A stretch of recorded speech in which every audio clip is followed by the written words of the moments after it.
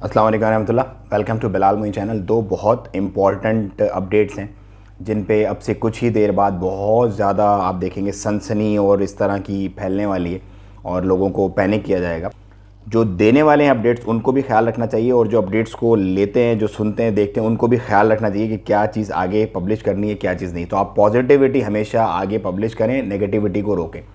तो अपडेट ये है कि आज ओमान में हाईएस्ट केसेस आए कोरोना वायरस के 144। मतलब अभी तक जब से ये कोरोना स्टार्ट हुआ आज हाईएस्ट केसेस आए। तो कोई टेंशन लेने वाली बात नहीं है, परेशान मत हो आप, रिलैक्स रहें। और क्यों ये आने ही थे?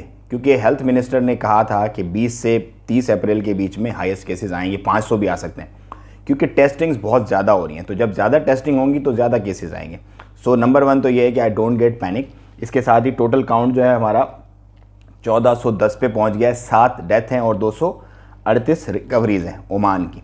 ये तो थी नंबर 1 जिसको मैं बहुत बढ़ा चढ़ा के और आप लोगों को पैनिक करके परेशान करके जो है वो कंफर्म भी दे सकता था, लेकिन रिलैक्स करें आप, दूसरों को भी रिलैक्स कीजिए जैसे मैंने आपको रिलैक्स किया। Don't get tension.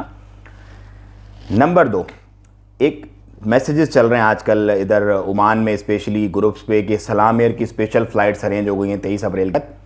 Zulfi Bukhari जो है, एक तो एम्बेसी ऑफ पाकिस्तान ने नोटिफिकेशन जारी किया है कि वो प्लान कर रहे हैं पीआईए के साथ कि इसको फ़्लाइट को चलाएं। नंबर 1 तो वो ट्वीट है। नंबर 2, जुल्फ़ी बुखारी की जो ऑफिशियल ट्वीट है, 6500 प्लस पाकिस्तानीज़ को वो लेके जा रहे हैं 20 से 30 अप्रैल 28 अप्रैल के बीच में। लेकिन उस स्केड्यूल में एक भी फ़्लाइट जो है वो मस्कत से नहीं है। उसमें यूएई की फ़्लाइट्स हैं, उसमें साउथ अफ्रीका की फ़्लाइट्स हैं, उसमें बहरीन की, कोरिया की, मलेशिया की, ये फ़्लाइट है। बाकी मस्कत की कोई फ़्लाइट नहीं है। तो अगर आपको कोई कहता है कि मस्कत से फ़्लाइट जा रही है स्पेशल, अगर बीच में कोई स्पेशल एफर्ट से अरेंज हो जाए वो अलग बात है, लेकिन आज अभी की डेट तक कोई प्लान नहीं है।